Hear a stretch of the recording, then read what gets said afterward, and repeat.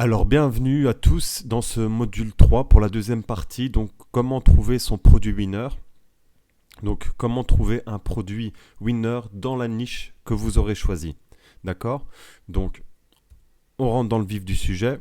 Donc un produit gagnant, c'est quoi? Trouver un produit gagnant, c'est trouver un produit qui répond à un besoin. Donc ici j'ai mis en l'occurrence un exemple qui est le correcteur de posture. Donc je ne sais pas si vous avez vu les publicités tournées, que ce soit à la télévision ou sur Facebook. Donc il s'agissait simplement d'un produit qui permettait donc de corriger sa posture lorsqu'on était assis dans un bureau, comme moi par exemple ici, pour nous obliger à tenir la bonne position lorsque nous travaillons ou lorsque nous sommes assis. Donc, ce correcteur de posture a vraiment été un produit très, très, très, très hot, donc qui a vraiment beaucoup, beaucoup, beaucoup marché, pour lequel après il y a eu beaucoup de concurrence, mais un produit qui a vraiment cassé tout dans le marché et avec lequel beaucoup de gens ont fait beaucoup, beaucoup, beaucoup d'argent.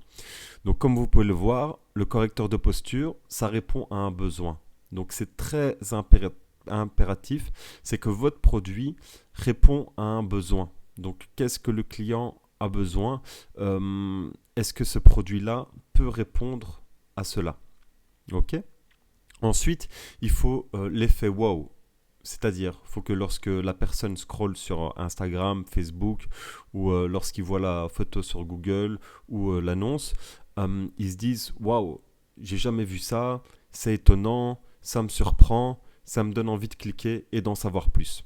Pas quelque chose qu'il a déjà vu des milliers de fois auparavant.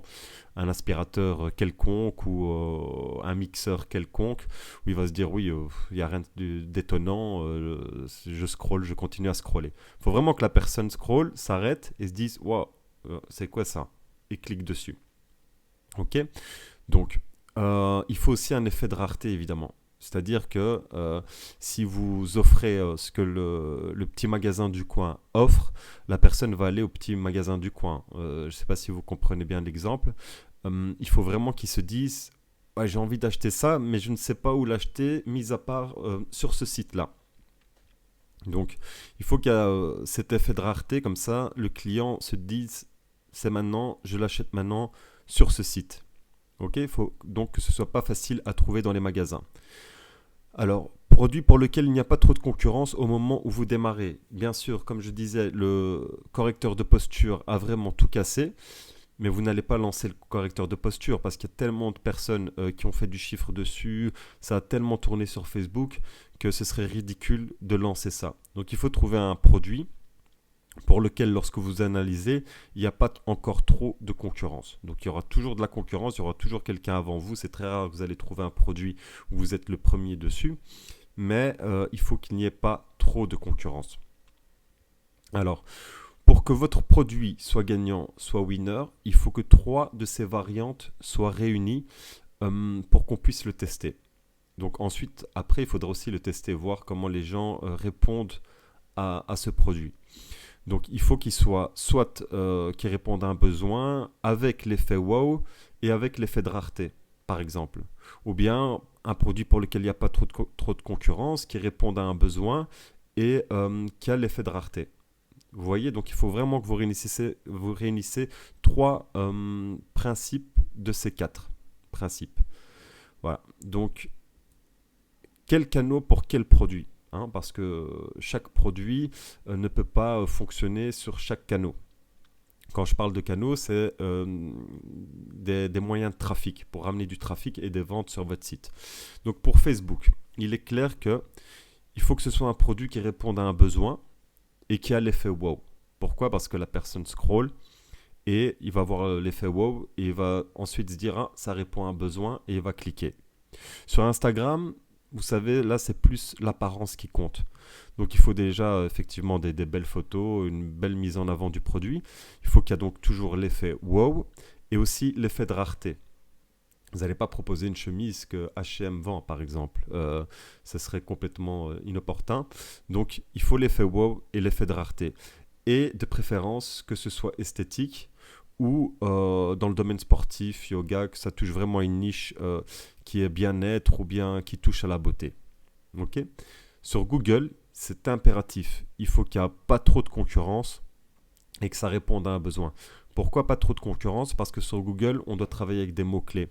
Et pour placer ces mots-clés, si on lutte contre la Fnac, qu'on lutte contre MediaMarkt, on n'aura pas de chance d'être mis en avant sur Google.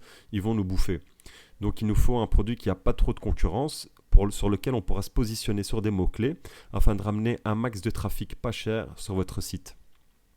Et toujours évidemment que ça réponde à un besoin, parce que les clients ont besoin de se dire oui, c'est ce qu'il me faut pour ma santé, oui, c'est ce qu'il me faut pour mon sport, etc.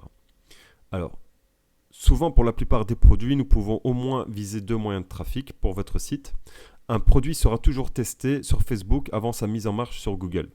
Ça, c'est très important. Facebook touche un max de gens, c'est du trafic froid.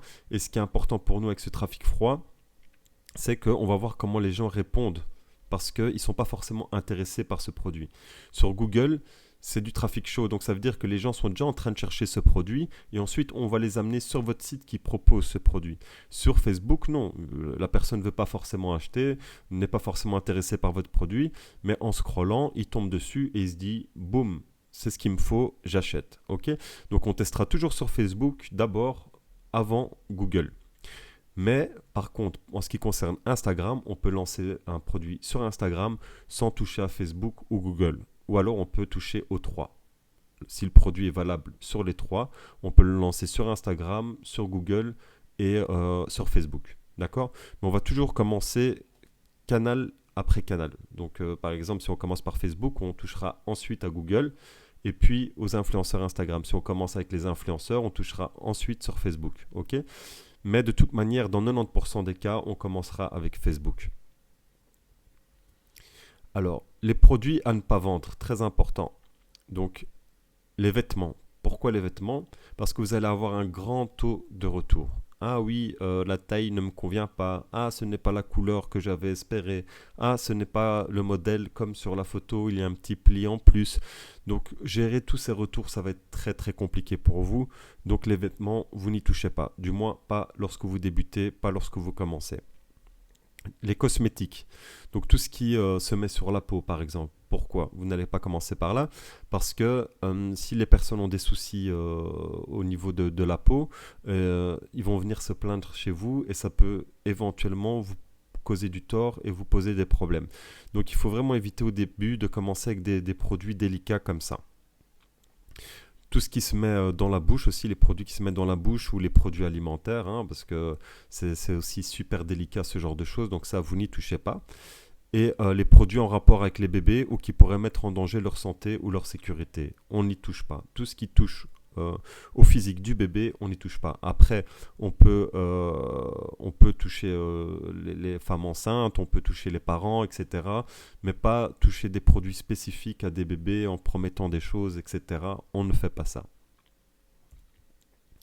Alors, le produit parfait sera donc un produit qui résout un problème, qui a l'effet wow, avec une marge intéressante. Vous n'allez pas choisir un produit qui coûte 30 € et le vendre 35 €. Il faut qu'il y ait au moins une marge de 20 € dans votre poche sur Facebook. C'est-à-dire que si vous l'achetez 20 €, vous le vendez minimum à 40 € ou plus. Avoir le produit, qu'est-ce qu'il a comme coffre au niveau de la vente. Et un fournisseur sérieux. Donc il faut un fournisseur qui va envoyer à temps et qui va envoyer les produits, que les clients réceptionnent le produit. Donc résolution d'un problème, un produit gagnant doit résoudre une problématique client. Un effet wow, un produit winner doit provoquer un effet wow, c'est génial, il me le faut, chez vous et chez votre client. Marge intéressante, vous devez pouvoir dégager une marge intéressante, différence entre le prix d'achat et de revente pour pouvoir être rentable. Et fournisseur sérieux, il vous faut un fournisseur sérieux pour vous assurer que vos produits seront bien livrés à vos clients. Voilà donc pour trouver un produit winner. J'espère que ça a été clair pour vous. Et donc ici, la formation théorique offerte touche à sa fin. Donc je vous vois dans la prochaine vidéo pour vous expliquer la formation et ce qu'on va voir dans les modules suivants pour ceux qui décident de continuer avec moi en tant que coach.